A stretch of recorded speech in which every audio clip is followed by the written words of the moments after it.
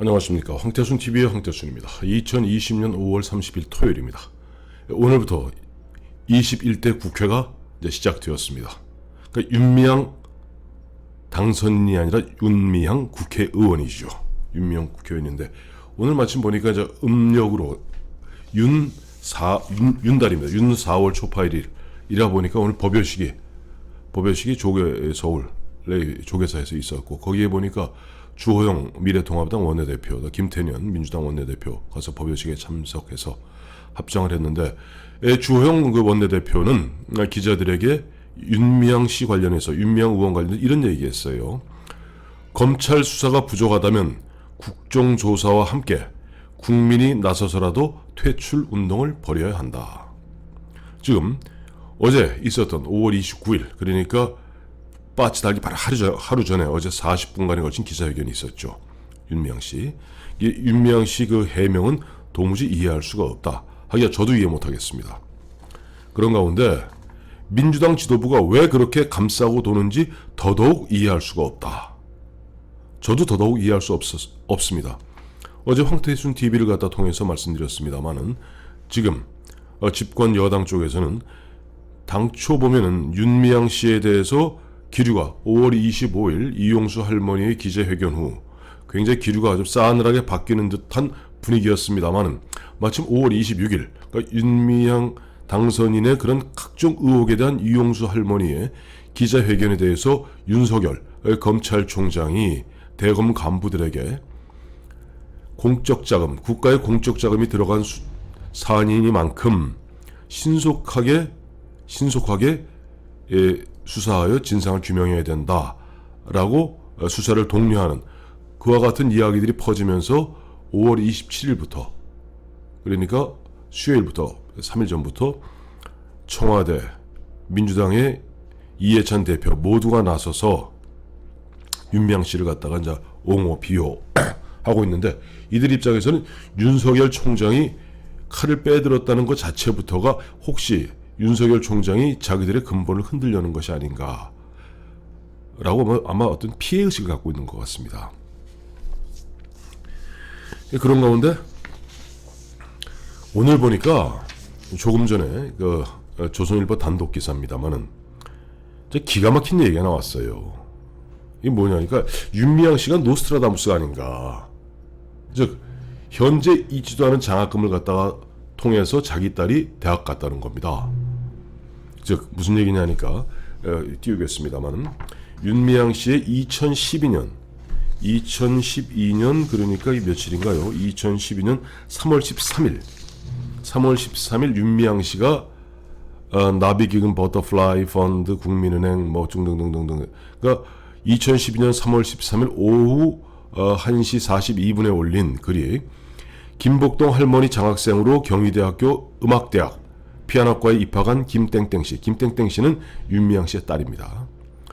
김땡땡씨 열심히 아르바이트해서 모은 돈 68만 2,785원을 나비기금 조성금으로 기탁하여 나비기금 세 번째 출연자가 되었습니다. 여기서 나비기금은 조금 이따 말씀드리기로 하고요. 문제는 김복동 할머니 장학금이 생긴 게 언제냐니까, 윤미향 씨가 이 페이스북에 글을 올린 이후 4년 2개월이 지난 2016년 5월에 김복동, 돌아가셨습니다, 작년에. 김복동 할머니가 직접 제1조선학교 학생들에게 써달라며 5천만 원을 정대협에 기부하여 시작되었다. 그러니까 2012년에는 공식적으로 김복동 장학금이 없을 때입니다.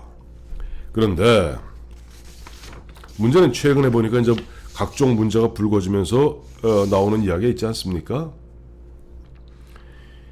그 당시 뭐 나비기금, 정대협이 주체가 되었던 나비기금이 이제 2012년 3월 그러니까 지금 자기 딸이 김복동 할머니 장학생으로 경희대학교 음악대학, 참고로 경희대학교 음악대학을 나온 사람은 문재인 대통령의 부인인 김정숙 여사가 바로 경희대학교 음악대학 성악과를 나왔습니다. 뭔가 계속 이어지죠. 2012년 3월에 콩고 내전 피해 여성들을 위한 모집이 시작된 나비기금은 가수 이효리 씨가 500만 원을 갖다가 당시 쾌척을 했고, 그 이후에 위안부 피해자인 김복동 할머니, 기론옥 할머니까지 돈을 기부했다는 겁니다.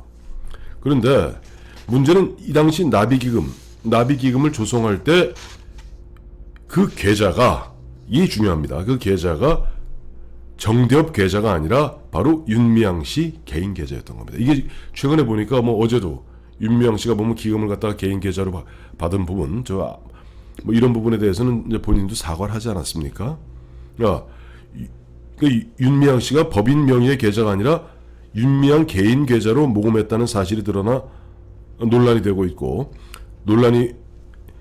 그 나비기금 조성 1년 후인 2013년 6월에 가서야, 즉 1년 3개월 후에 가서야 윤미향 씨가 나비기금 계좌번호를 윤미향에서 정대협 명의로 바뀌었다는 겁니다. 그러니까 지금 윤미향 씨가 당시 보면은 나비기금을 만들어서 보면은 거기에 이효리 씨가 이제 쾌척하게 만들고 콩고 내전의 피해 여성 돕는다 그러고 하고 있는 상태에서 자기 딸 자랑을 하기 위해서 김복동 할머니 장학생으로 경희대학교 음악대학 피아노과에 입학한 김땡땡 씨는 68만 원을 내서 나비기금의 세 번째 출연자가 되었다라고 자랑을 했는데, 문제는 김복동 할머니 장학금은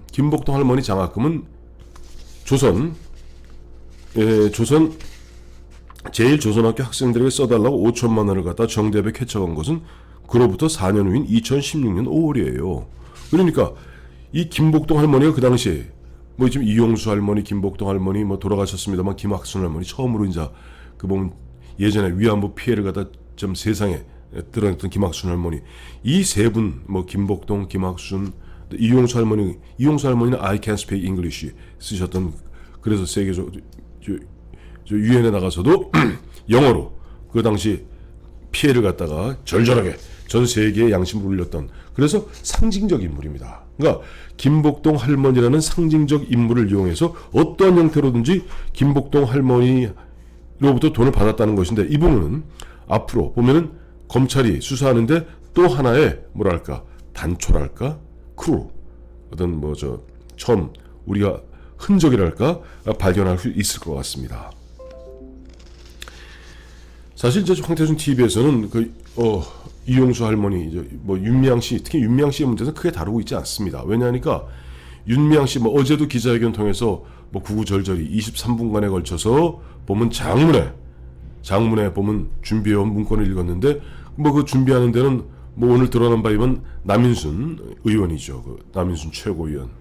옛날 남윤인순이라고 보면 진보 좌파 운동가인데, 남인순 의원이 크게 보면 작업을 했다 하는 그런 보도가 나오고 있지만은, 그것이 아니라 보다 본질적으로는 남인순이 도왔느냐 돕지 않느냐 문제가 아니라 윤미향 씨 문제가 결국 보면은 검찰이 수사하게 됨으로써 그동안 친일 프레임이라는 그거로서 어마어마한 재미를 보아왔던 현 집권 세력에게는 커다란 손실이 있을 수 있기 때문에 악착같이 윤미향 씨를 지키려 하는 것이 아닌가 하는 생각을 갖다 하게 됩니다. 그러면서 이제 윤미향 씨는 어제도 그 수많은 이야기 했지만 구체적인, 어떻게 보면 그것을 자기의 일방적 주장일 뿐이지 자기 주장을 갖다 할 만한 이야기는 별로 없었어요. 근거는 되지 않고 있었고, 어제도 말씀드렸습니다만 윤미향 씨는 이미 보면 앞으로 곧 있게 될 검찰의 조사, 검찰의 수사, 검찰의 소환, 이런 것에 대비해서 나름대로 철저하게 법률 전문가, 즉 제가 흔한 얘기로 곽상도 의원의 표현을 그대로 빌자면은 법을 갖다가 이용한 법기술자들, 법비라고 그러죠. 법기술자들의 그런 조력을 받아가면서 뭔가 방어선을 강하게 치고 있습니다.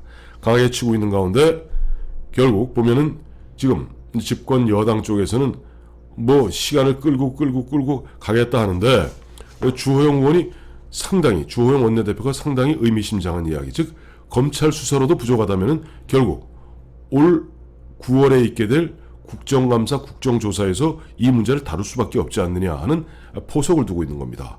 그와 함께 국민이 나서서라도 퇴출운동을 벌여야 한다 하는 주호영 원내대표의 이야기는 사실은 지금 이번에 뭐 그런 얘기들 많이 하더라고요. 만약 이번에 코로나19가 없었더라면, 그래서 코로나19 때문에 우리가 사회적 거리두기, 또 어떤 모임 같은 것을 갖다가 극도로 규제하고 자제하는 그런 분위기가 아니었더라면은 지난해 10월 달부터 있었던 조국 당시 법무장관의 어떤 퇴출, 구속을 갖다 외치는 정의로운 목소리들이 계속 이어졌을 것이고, 그와 같은 에너지가 충분히 이번 4.15 총선에 보면은 아무리 문재인 정부 집권 여당에서 돈을 풀고 국민재난금이라는 이름으로 긴급재난지원금이라는 이름으로 돈을 풀고 뭘 하더라도 그와 같은 국민들의 어떤 에너지가 있었더라면, 어떤 심판하고자 하는 에너지가 있었더라면 4.15 총선의 결과는 달라졌을 것이다 하는 이야기들이 있는데, 주호영 의원은 바로 지금 물론 뭐 윤석열 검찰총장이 아주 신속하고 그야말로 쾌도난마 같은 검찰 수사를 갖다 지금 진두지휘하고 있습니다만은, 그럼에도 불구하고 예를 들어서 앞으로 보면은 뭐 국회가 열렸다는 미명하에 뭐 검찰의 소환에 불응한다든가, 또 뭐 유사시 뭐 여차저간 경우에는 사실은 현역 의원이라 할지라도 회의 중에 불체포 특권이 있는 것이지, 또 불체포 특권이 있다 하더라도 예를 들어서 구인영장을 발부하고 그것을 국회에서 표결하면 구인 구속할 수 있습니다. 그런데 그와 같이 지금 집권 여당이 강하게 쉴드를 치고 있는 가운데 보면 검찰이 지금 보면 검찰 수사가 보면 지난해 조국 때부터 현재 추미애까지 법무장관들이 여러 가지 형태의 어떤 제약의 틀을 만들어서 국민의 알 권리를 갖다가 제약하고 있지 않습니까? 피의사실 공포하는 검사들을 혼내주겠다.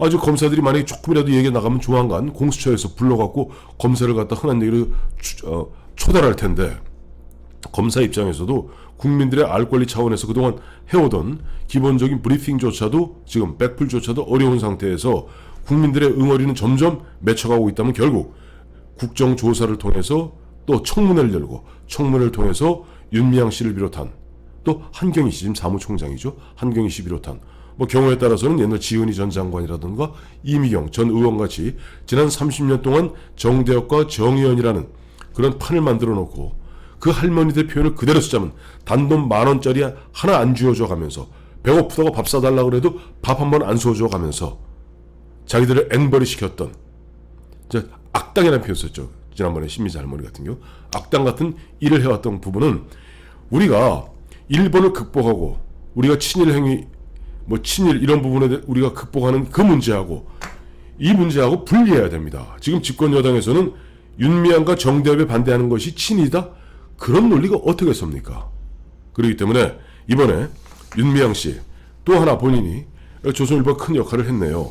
지금 보니까 뭐 강민석 아니죠, 어제는 저기죠. 강민석 윤도한 국민소통수석, 홍보수석이 우정 MBC 라디오에 나와서 조선일보 중앙일보가 언제부터 그렇게 위안부 할머니 문제에 관심이 많았느냐, 민주당과 청와대와 정권을 흔들기 위해서 이 문제를 갖다가 정치적으로 악용하고 있는 것이 아니냐 하는 이야기하고 있는데, 그런 편협한 시각을 가진 사람이 청와대 홍보수석, 국민소통수석에 있으니 국민의 마음은 소통하기는 고사하고 점점 불통 청와대를 바라보면서 억장이 무너질 뿐입니다.